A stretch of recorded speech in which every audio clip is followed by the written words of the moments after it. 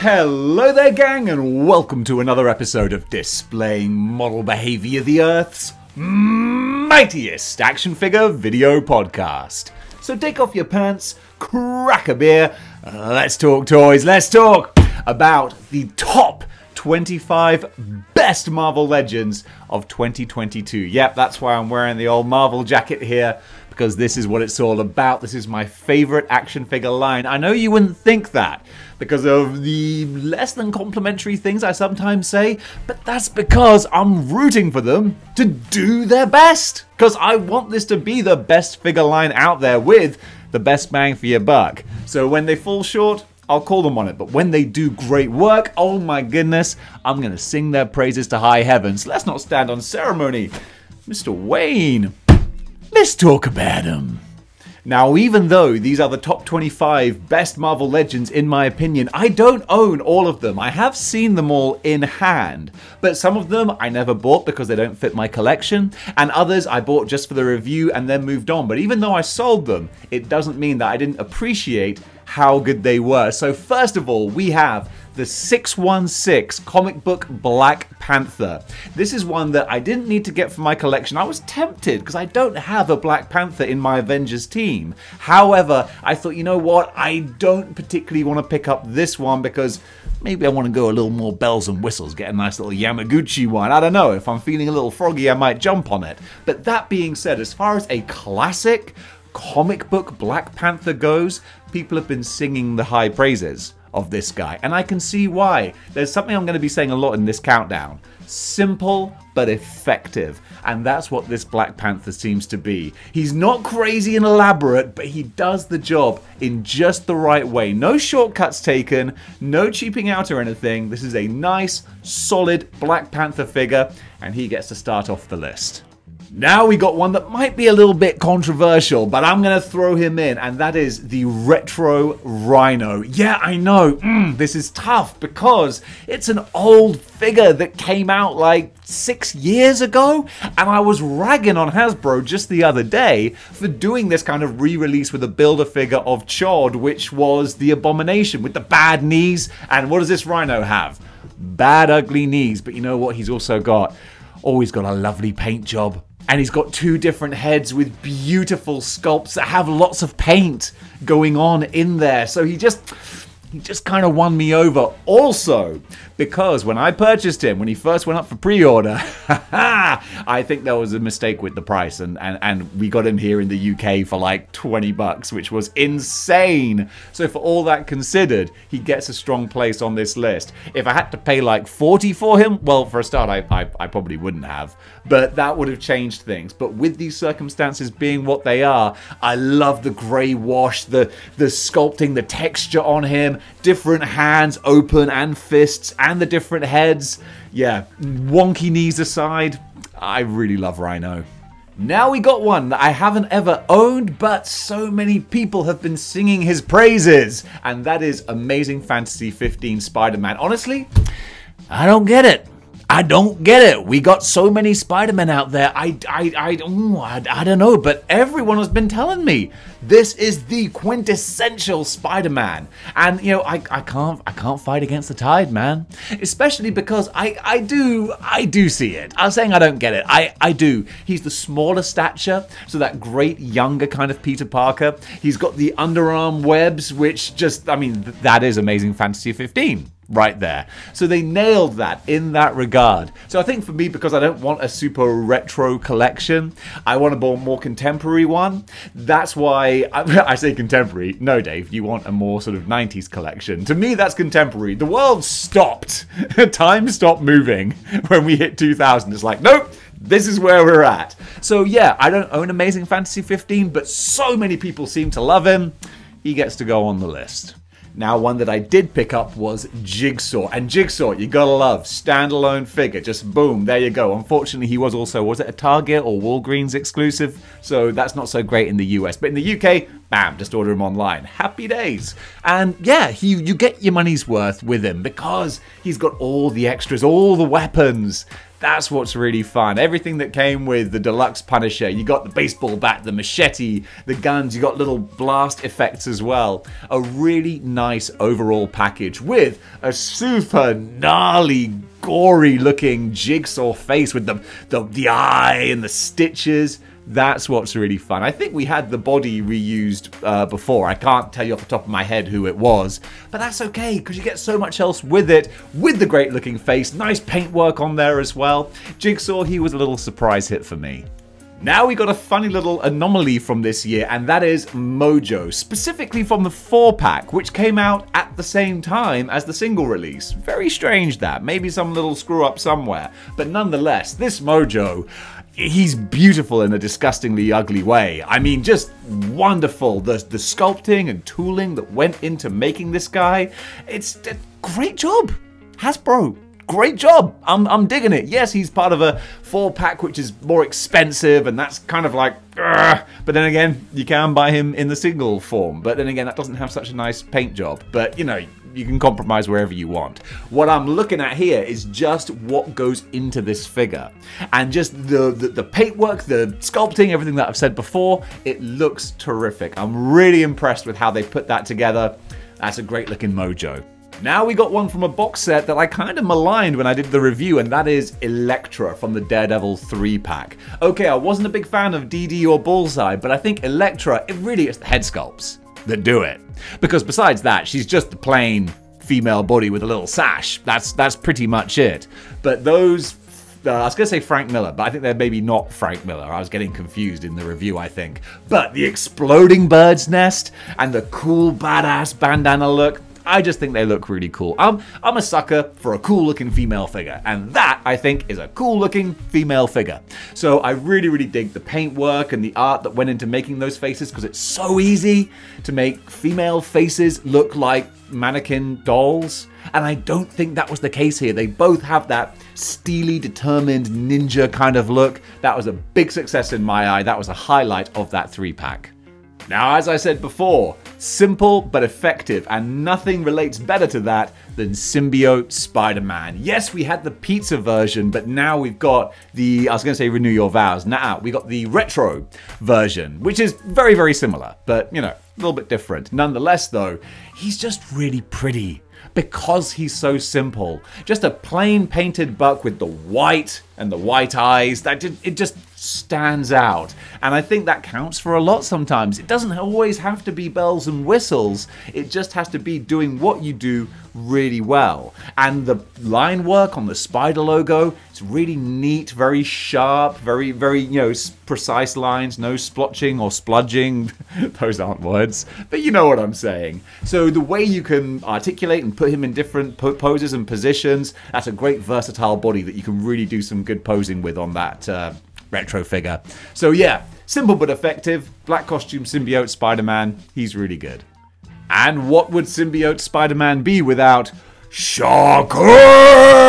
Yeah, of course we have Shocker from way back at the start of the year with the same retro Spider-Man line.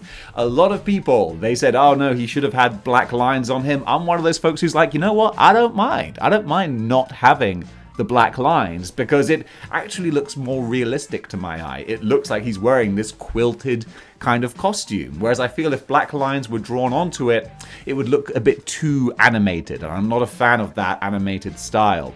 This is a great 616 Shocker for me. I love it that he's quite thick and hefty and just so much unique sculpting on him. Like this is a character that you think like there's not a huge demand for Shocker, besides like, you know, the hardcore Spidey fans want his sort of B-tier rogues, but they did a great job on this guy, especially someone who's wearing a full face mask, yet they still got a good kind of expression in those eyes. I think that was terrific. Really, really great. I love Shocker. Continuing the Spidey rogues, we have Hammerhead, another one who I've had on my most wanted list for the longest time, so I was really, really pleased to get him. Now, there's not a lot of accessories as far as heads and things, it's just the basic figure. What you get is what you get, but what you get is really good. First of all, he's not just a generic suit body, he is a big, chunky guy, and that's really great. Hammerhead should be thick and intimidating, because we had the Hammerhead head swap you could do with Chameleon, but he just looked way too scrawny. This is an intimidating looking Hammerhead, so that's fantastic. And the head itself, so expressive, great mean mugging for the camera kind of look. I really dig that. And then little touches like having the knuckle duster with the letters on there. That's some precise detail that, again, didn't have to do, but you did, and that's what makes it worth the money. I'm a big fan of Hammerhead. This is a bit of a funny one I just wanted to include. MCU Wong, yes, from Multiverse of Madness. This, well, last year now, has been the year of Wong. People suddenly realize, you know what? Wong's pretty freaking awesome. So it's nice to have a really good, fun MCU representation of him. I really love his costume. With the brighter colors, with the purples and the yellow, it kind of brings his character out more, because he is this kind of very stern and stoic looking person on the surface, but then Wong knows how to party, is what I'm saying. When he's hanging out with whatever her name is, Marissa with the I's and the S's and the Y's, but they're not where you think. It's just a fun little side character that in a year that was, let's say, tumultuous for the MCU, Wong was a highlight, and it's nice that he's got a great figure to go with him. Now, a very popular one from this year, Bonebreaker, the Build-A-Figure, and another one where I doff the cap to Hasbro and say, like, guys, thinking outside the box, doing something different, creative. Again, like, you see the amount of work and effort and original tooling that went into Bonebreaker, and then you see something like the new Chod Bath, and, you know, one of these things is not like the other. That's why you guts to be harsh, or at least I am. But then when they do something like Bonebreaker, where they say, hey, let's actually put something together that is unique, different, unusual, just fun, that's really great to see. It does also carry the argument, though, that if you want to complete the Reavers, you got to buy single figures, you got to buy an entire wave to get a Build-A-Figure, and you got to buy a box set. There's a lot of, like, sort of not great stuff. But if we're just looking at the figures in isolation, ah, man, they look so good. This Bonebreaker with the glasses that go up and down. I love his super expressive, happy looking face. Like, he's so pleased to be a hideous looking cyborg. He's having a great time with his machine gun and the little parts and intricate details on the tank. The only sort of detraction is that I feel like the tank could have had a lot more paintwork on it. It's very plastic, looks a bit like a Happy Meal toy, but when you put the torso and everything else together as an overall package, I really like it. Another one that suffers a little bit from the Happy Meal toy kind of look, but I don't mind, is the Alex Ross Iron Man. Now, yeah, because it's a flat yellow and a flat red, I feel it doesn't look iron, metallic enough. Metallic paint, oh, that would have put him like well into the top 10. But he doesn't have it, so I'm just calling it like I see it. And what I do see is a really fantastic Iron Man sculpt and suit design. That's the big thing for me. I love this Alex Ross design. For me, this is like the perfect Iron Man. What can I say? It's a hinge jaw thing. I'm a sucker for a hinge jaw. Don't know why, but it just looks cool. And then everything else just taken in on top of that. I think it's a great design for Tony. There could have been more extras, but for what it is, I just think that's great. If only it had metallic paint, that would have just, that would have made it amazing. But for what it is, it's still damn good. Then we got a bit of a random one, which is Maggot. Why do I like this guy so much? Because it's my 90s X-Men right there. Post-Onslaught, when they were bringing in Marrow and Cecilia Reyes and Reyes. I say Reyes because when I was a dumbass kid reading it in the 90s, I didn't know how to pronounce these kind of names. So now that I'm an adult, it's still locked in there. Cecilia Reyes. There you go. Anyway, I was talking about Maggot. Yeah, really nice figure because he's big, chunky, got the fun maggots you can wrap around the arms. That's really nice. They could have thrown in some more extras, but at the same time, he's got the essentials that you need. He's posable enough as well, even with the big trench coat too. I had a lot of fun with this figure while I kept him. Did I keep him? No, because he's not part of my core Jim Lee collection. However, he was borderline in staying just because I really love what they did with him. Hey there, Billy. What's wrong? Look around you. The sky's gray, it's raining, everything's just lame. It's stupid and lame. Hey there, kids. You know, complaining about stuff isn't going to solve your problem. You need to be proactive about changing your life. And that means joining the Model Behavior Patreon. Have you done that yet? Oh man, I can't believe I hadn't thought of doing that. Exactly. You see, just mentioning the Model Behavior Patreon made the skies turn blue and everything seem less lame. Man, joining the Model Behavior Patreon really is magic. That's right. When you join the magical Model Behavior Patreon, everything just becomes awesome. The Model Behavior Patreon. Might not make everything awesome. Now we got a beautifully versatile figure, which is Quake / Maria Hill. Oof, had a little brain freeze there. Quake or Maria Hill. She's sold as Quake, but you can turn her into the leader of S.H.I.E.L.D., which is fantastic. I love that. And the Hasbro, you know, there you go. You probably sold 2 versions of that figure to a lot of people because both of them, when you do the head swaps, they are like complete figures, which is great because sometimes you'll get a head swap, like I was saying about Chameleon and Hammerhead. You can do the head swap, but it doesn't really work. Whereas with this one, with Quake to Maria Hill, that is a perfect transition. Neither one of those characters is compromised in that swap because you got the full gauntlets that come off, and Maria Hill has like the gun and the accessory. She's got a little Bluetooth thing. Like it's really nice. And also both faces are, again, expressive. They're not just plain, flat, neutral, nothing. They've got just a little bit of a glint in the eye and a little bit of sort of movement and flexing in the facial muscles that make them feel alive without being too expressive for folks who don't want overly expressive figures. In that sense, you nailed it. 2 for 1 on that one. Really good set. Now, a figure that needs no introduction, a highlight for a lot of people was Herald Thor. I mean, especially in the year that Galactus came out. Yeah, of course. Yeah, you want to get as many Heralds and cosmic type characters to go with him. And this one, Hasbro went all in. They were like, right, full new sculpt's going to do the accessories with the ravens as well. Huggin and Munin, something like that. I haven't read the Herald Thor issues. I know, I'm sorry. However, even if I had read them, you know I wouldn't have remembered those names. But what they did with Thor, he just looks like a badass. Like a tall, towering badass with all new sculpt, resplendent. Yeah, very impressed with that one. Then we got a figure that I never actually purchased. However, just eyeballing, I'm like, they did a fantastic job. And that is Kate Bishop, the MCU Hawkeye figure.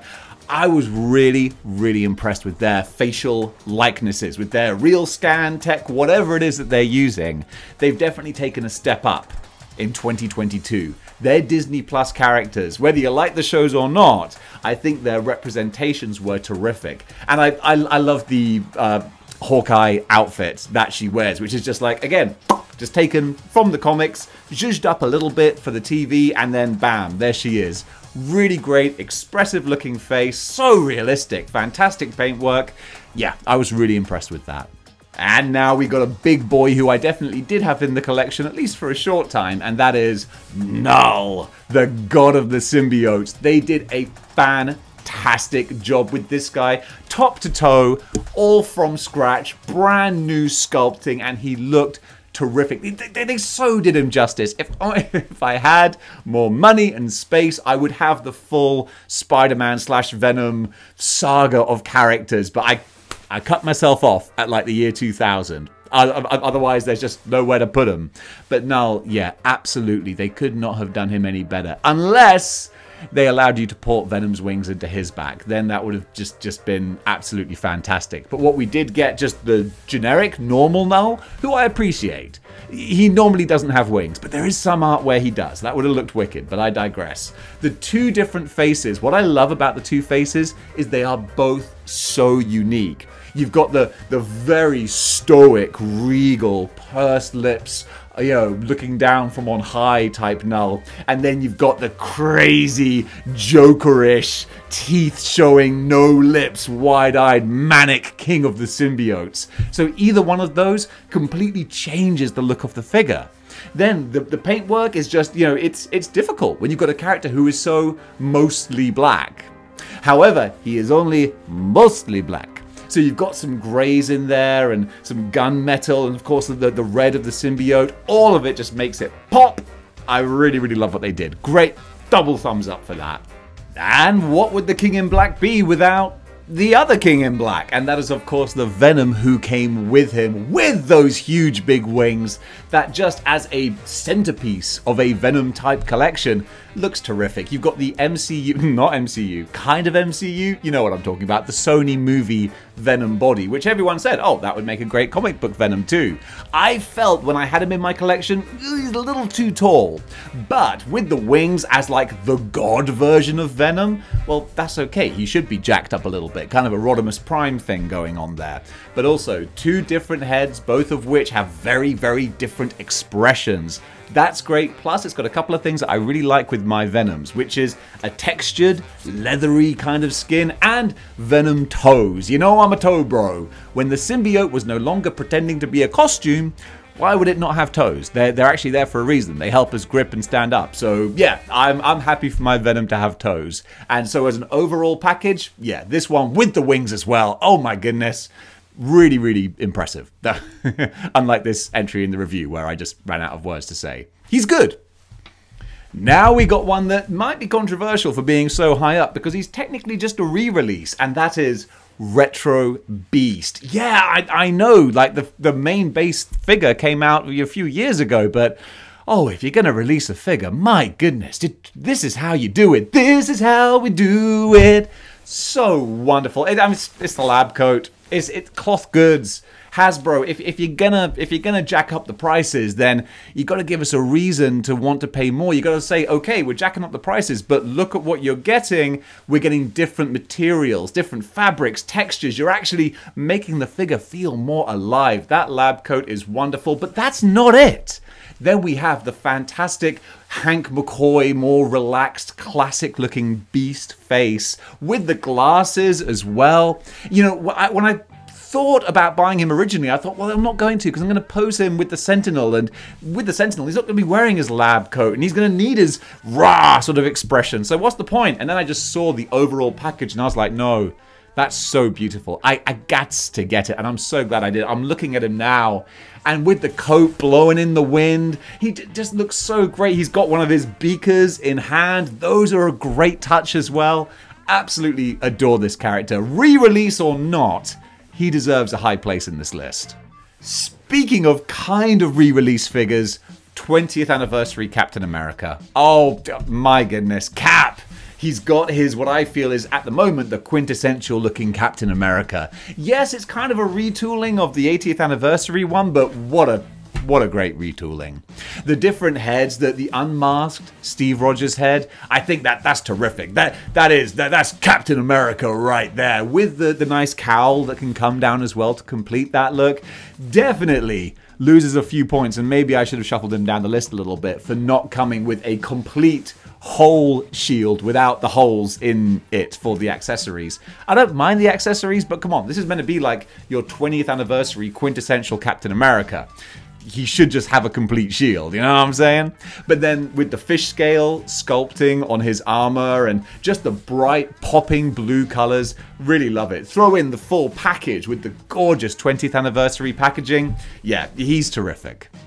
Now we get a second appearance from Eddie Brock with the Life Foundation Venom. Oh my goodness, you guts to buy a whole 3-pack to get him, but I wouldn't even feel too salty about doing it because this, finally, you nailed it. That is my most beloved version of Venom.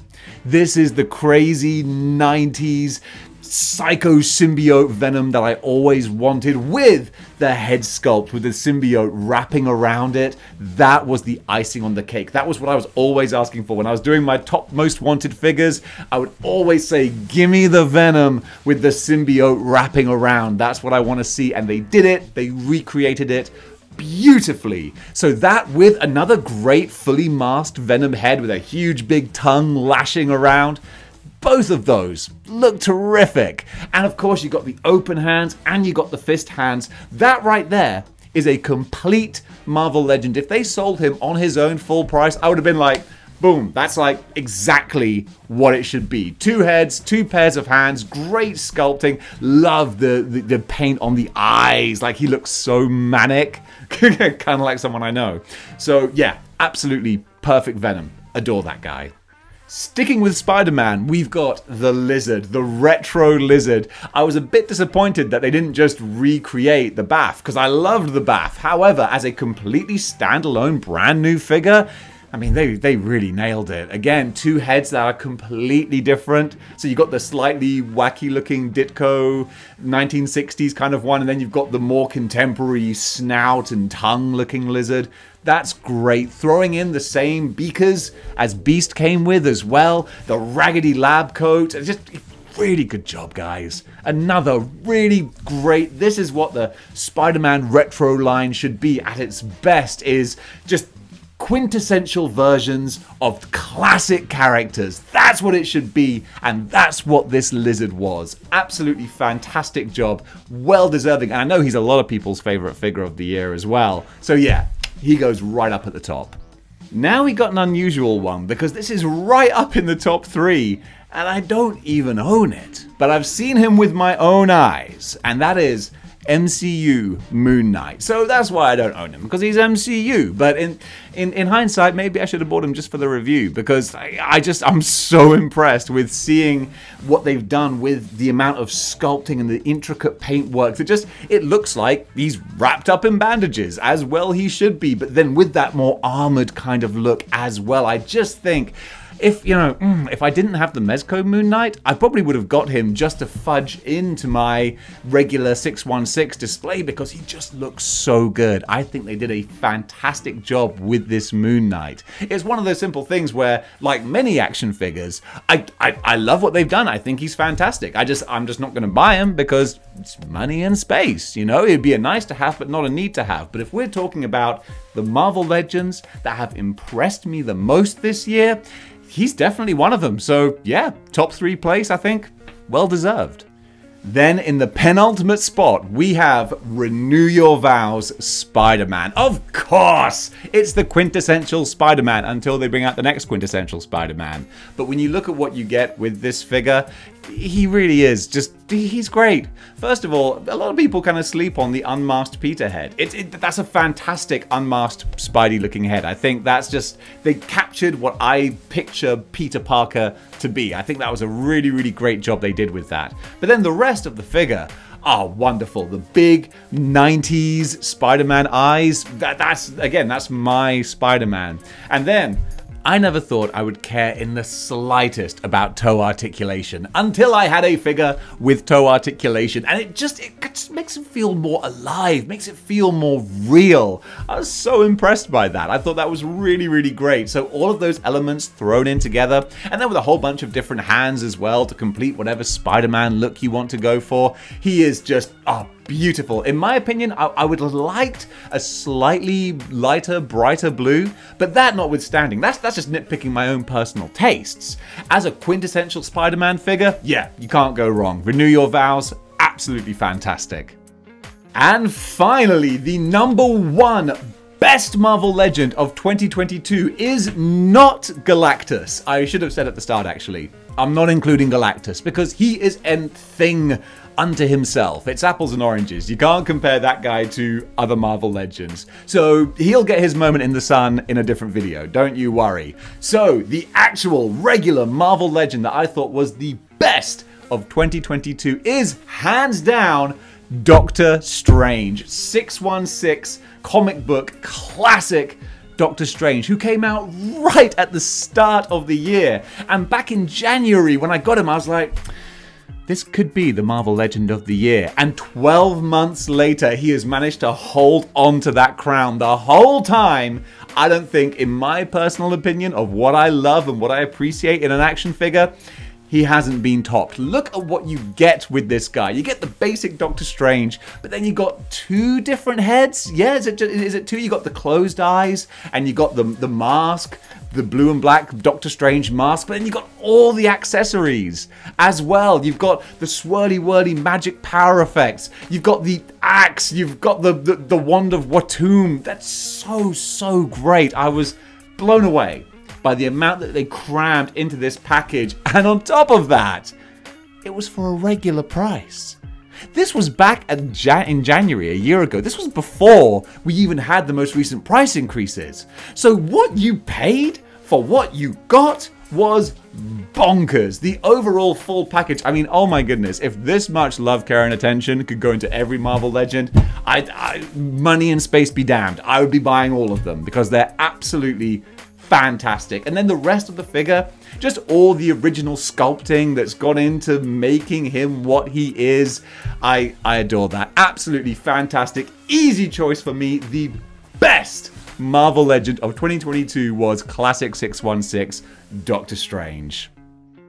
And folks, that does it for my list of the top 25 best Marvel Legends of 2022. What do you think about it? Comment below, let me know. What figures did I not include? What figures should I have not included? And as kind of a final thought, as I was talking about Doctor Strange, I kind of hit upon my view and philosophy of Marvel Legends, which I wonder if it's going to play out in the next year or so. I was saying, if they put the amount of effort into every figure that they did with Doctor Strange, I would probably buy all of them. I'd figure it out because it's just such a wonderful package that when I get and I look at, I'm like, I'm happy. I'm so glad I spent my money on this. Whereas recently, over the last year or so, I feel they've really been jacking up the price and lowering a lot of the quality that leaves me feeling like, oh, I can't believe I spent my money on this. And that causes me to then not buy action figures. So I'm really hoping that the next year will kind of show Hasbro, hey look, we're saving money on these figures, but our sales are way down. And hopefully that'll be enough to actually make them realize, you know what, we need to invest more money in these figures to get people to buy them. That's my hope, because you know what, like the Marvel Legends team, I think they do a great job with the budget they've got. You know, they just get given a set budget and they're like, you gotta make these figures with it. Good luck. And that's a tough task. So I'm hoping that they get what they deserve, which is more money to flex their creativity with and then convince us to buy more action figures. Because one thing I'm going to take into 2023 is I want to keep buying lots and lots of action figures. So Hasbro, it's up to you to make sure that most of that money goes on Marvel Legends. So gang, thank you very much for watching. I hope you all have a wonderful new year going forward that is filled with awesome Marvel Legends. Gang, until next time, keep displaying model behavior.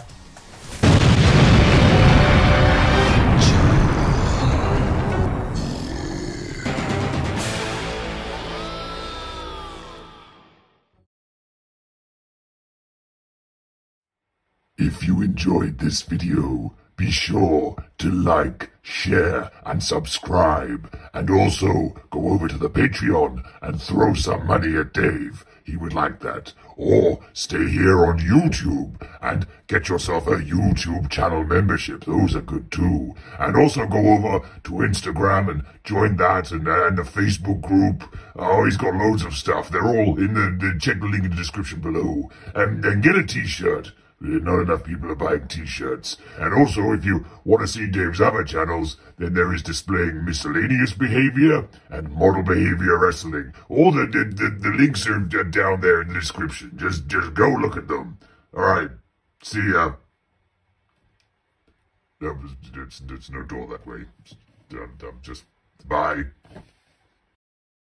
of coffee. Big time coffee.